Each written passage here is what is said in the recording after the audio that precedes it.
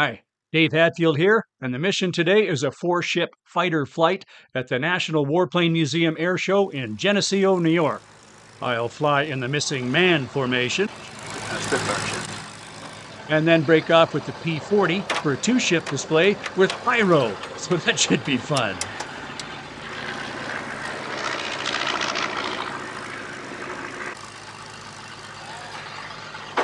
It's a hot summer day, and Spitfires tend to overheat on the ground, so I make sure I start last.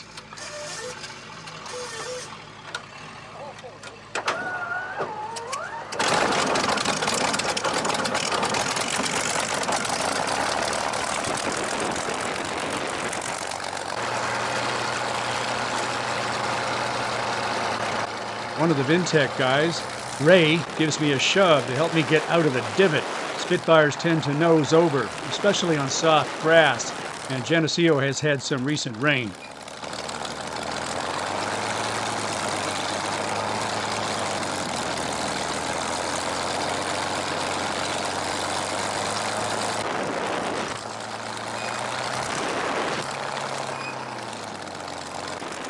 We taxi out in reverse order.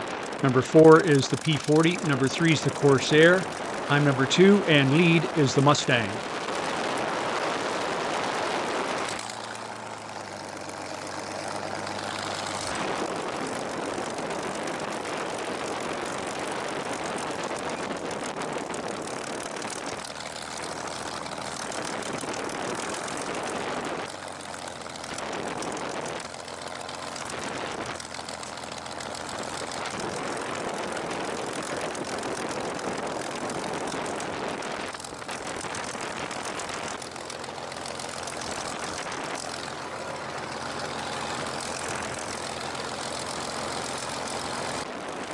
The other 3 fighters have done their run-ups, but not me. The Spitfire engine heats up very quickly after the run-up, so I've delayed mine till right at the end of the runway just before I go. If there's any kind of delay, I don't want to have to shut down.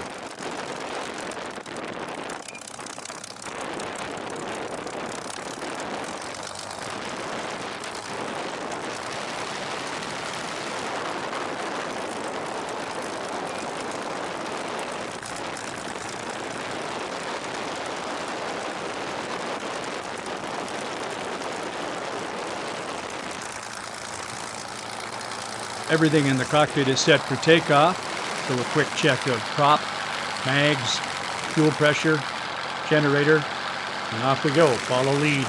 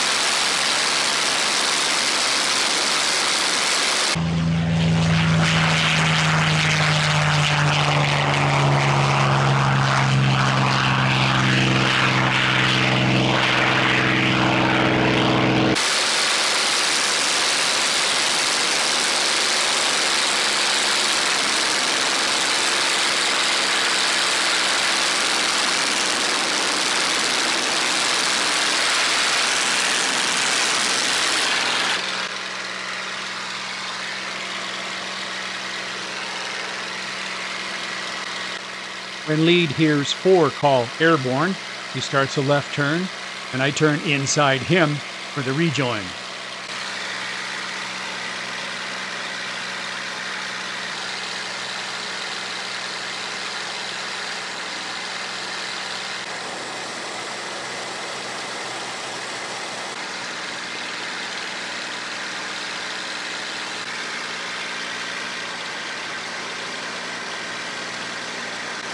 And, unfortunately, my helmet cam puts the Mustang directly behind that windscreen frame.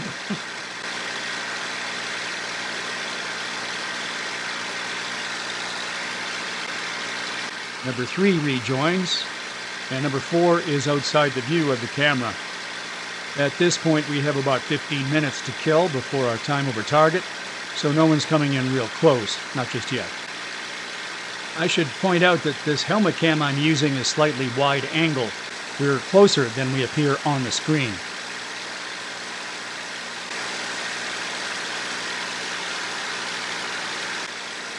Round and round and round, 360 after 360.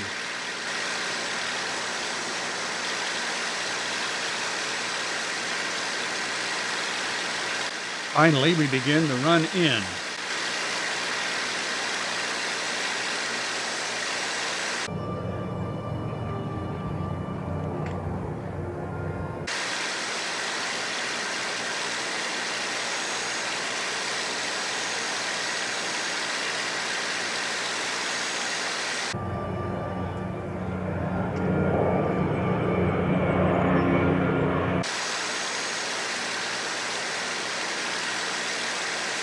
This is Showtime.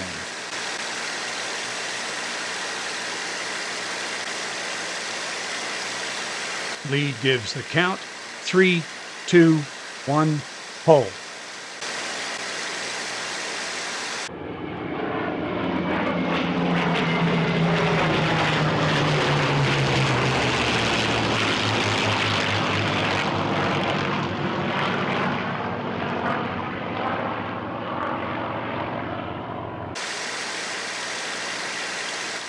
Once we're clear, lead gives me the signal to go echelon right, and I respond with a head nod. That was a bit hard to see, so let me zoom in and show you that again. This was, of course, arranged in our pre-flight briefing. I make eye contact with Tom Richard in the P-40 and then slide over. It's actually a big relief to do this, because you're turning your head the other way and using different neck muscles. Feels good. Scooter gives the kiss-off signal, and now I'm lead. By the way, a transition like this is kind of a shock. You spend 40 minutes as a wingman, and your entire contract is to stay in position.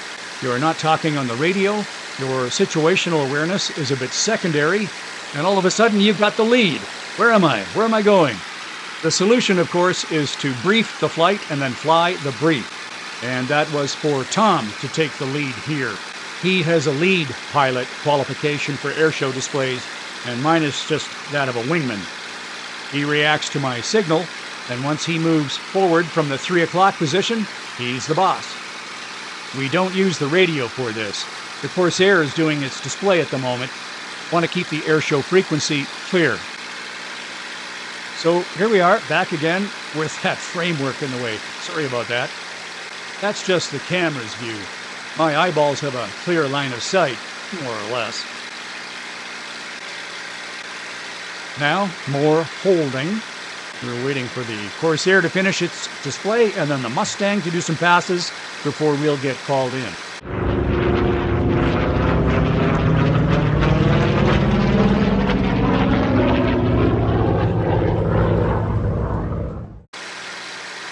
Okay, the air boss says, the box is yours. In we come.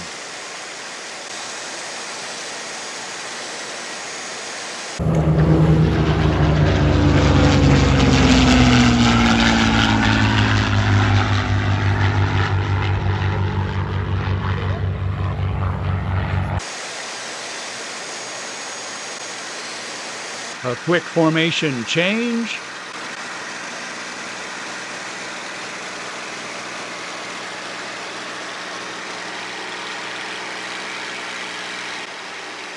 And here's what it looks like from the other side.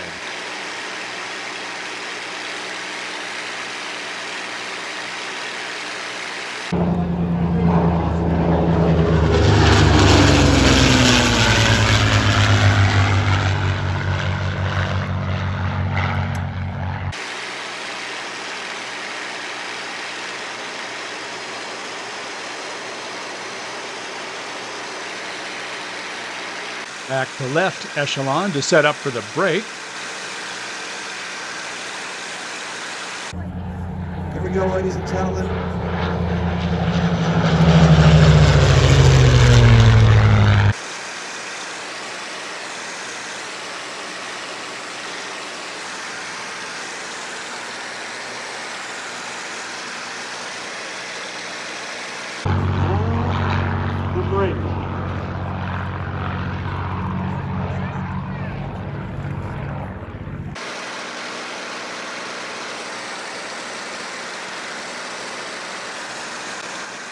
At this point, I have to arrange my distance, so I'm 180 degrees across the circle from Tom.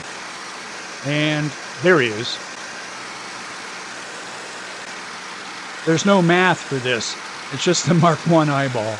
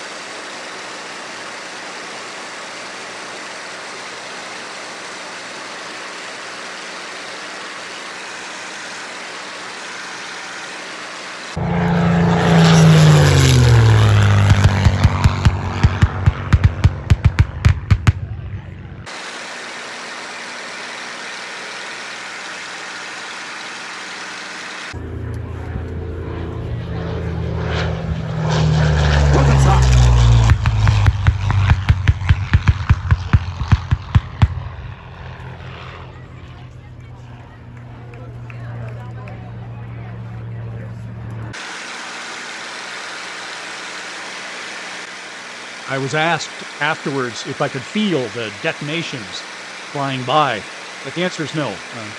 Never felt a thing.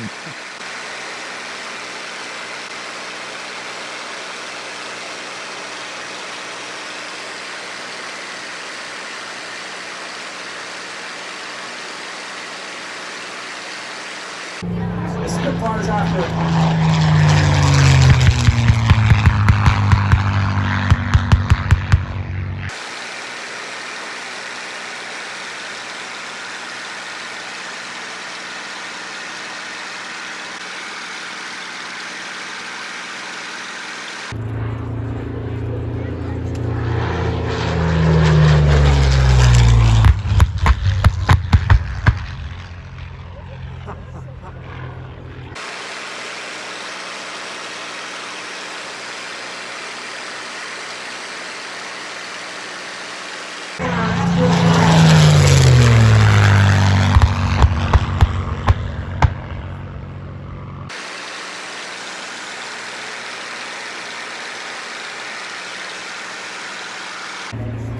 Tom Richard lining up for another strafing run.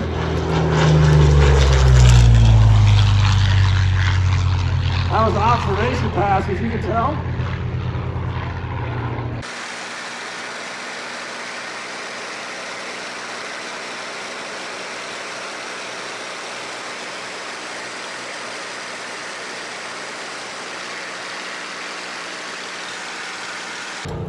Here comes the Spitfire. He's going to do an observation pass as well.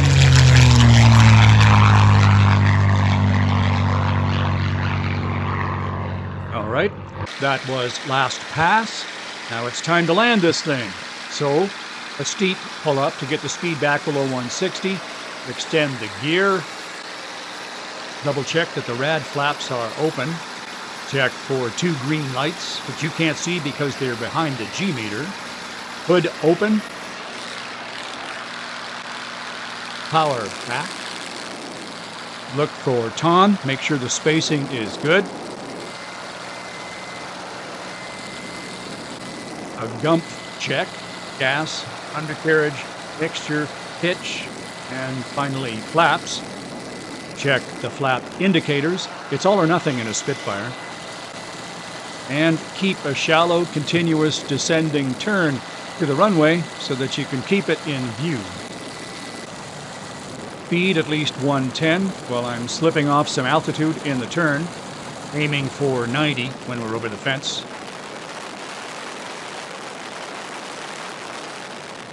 Power back when we've got it made, and right to idle for the flare.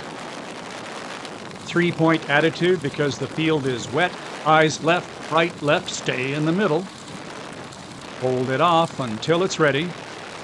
Flaps up to reduce the nose over effect and get us on the ground.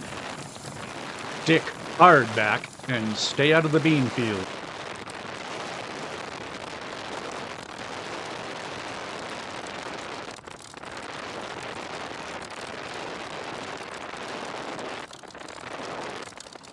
All good. No need for brakes at all.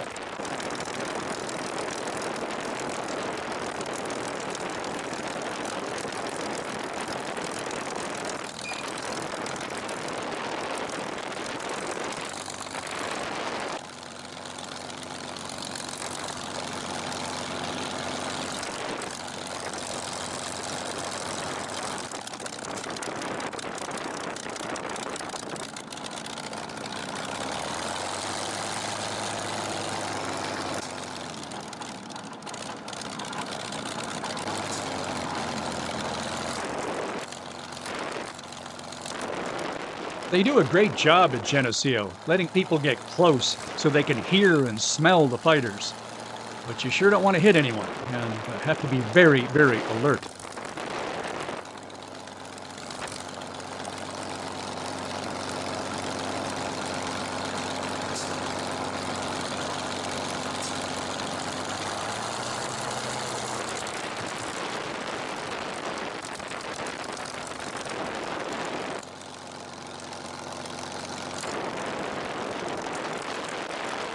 Brakes set. Radios and switches off. Dead mag check. Fuel lever to cut off. Door open because it's hot. And we're done. Mags are off. Master's off. Fuel's off. Brakes are off. Well, that was more like it.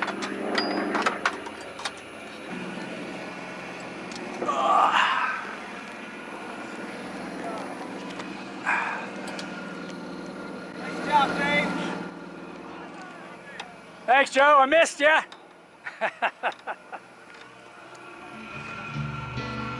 We met a million people. A privilege for me.